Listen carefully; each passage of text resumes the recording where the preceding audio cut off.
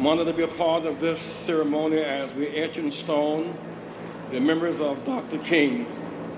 I want to thank Congressman John Conyers, who 3 days after his assassination put forth the bill. Stephen Wonder, who popularized it in song. Ronald Reagan signed the bill. The Air Force who helped erect the monument. For all of them, we owe a very special round of applause. Put your hands together, won't you?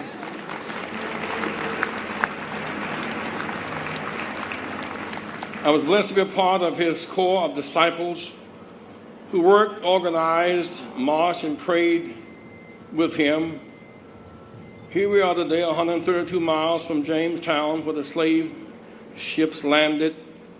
400-year journey for 132 miles. I remember my last birthday with Dr. King, January 15, 1968. We spent that day planning a Poor People's Campaign, a march on Washington, a Poor People's Campaign to occupy the mall. We were willing to engage in civil disobedience, to go to jail and do whatever was necessary in the nation's capital to get the attention of the government, to shift from a war in Vietnam, killing and being killed, to a war on poverty at home, healing and being healed. In his last Sunday morning, a sermon delivered at the Washington National Cathedral 4 days before his assassination, Dr. King said that we are coming to Washington to demand that the government address itself on the problem of poverty.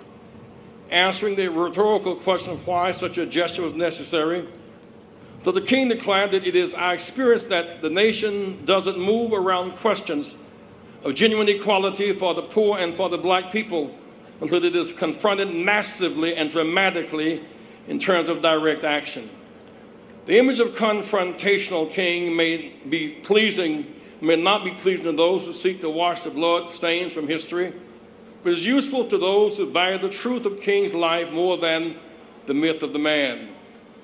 Dr. King argued that racial justice is not enough in a burning house when you are living with recycled poverty and pain. Today, I'm convinced he would be appreciative of this monument, but sad. Sad today because Congress is in rebellion, and states and cities are facing intense pain. Maybe only the 14th Amendment can bail us out, that Congress will not.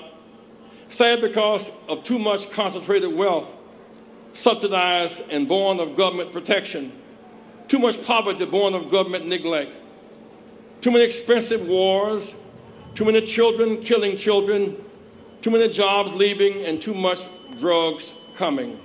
We can end malnutrition now. We can forgive student loan debt right now.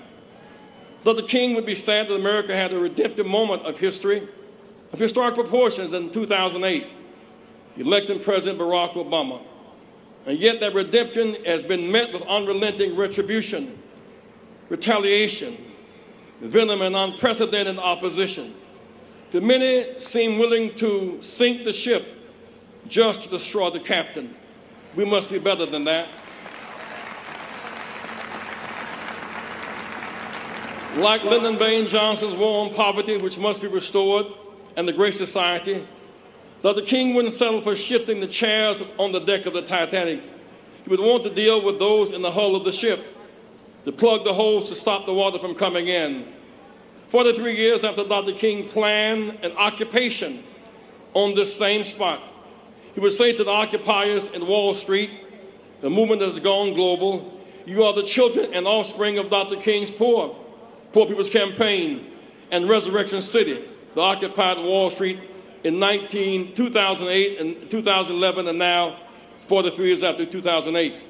In that legacy, keep protesting, remain nonviolent, stay disciplined, stay focused. Don't just fortify the system, restructure it. March on for an even playing field, public rules, clear goals, fair referees, and transparency. March on to fight racial injustice and economic inequality, and fight for economic and racial justice. We're all God's children with a royal bloodline. We all matter. So the King would say, you must use the rights earned through the sacrifice and blood of the martyrs. You must use your minds and bodies as living sacrifices. You must use your vote.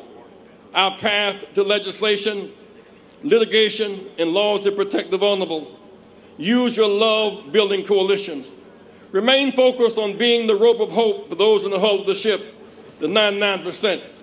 Dr. King argued that leadership at its best was not meant to follow opinion polls. It was meant to mold public opinion. Do not what is convenient or popular. Do what is right. Don't be corrupted or compromise principles, and stay true to your vision. For a seasoned truth crushed to the earth will stay there, but it will rise again. We fall down sometime, but we get up again and again, because the ground is no place for a champion.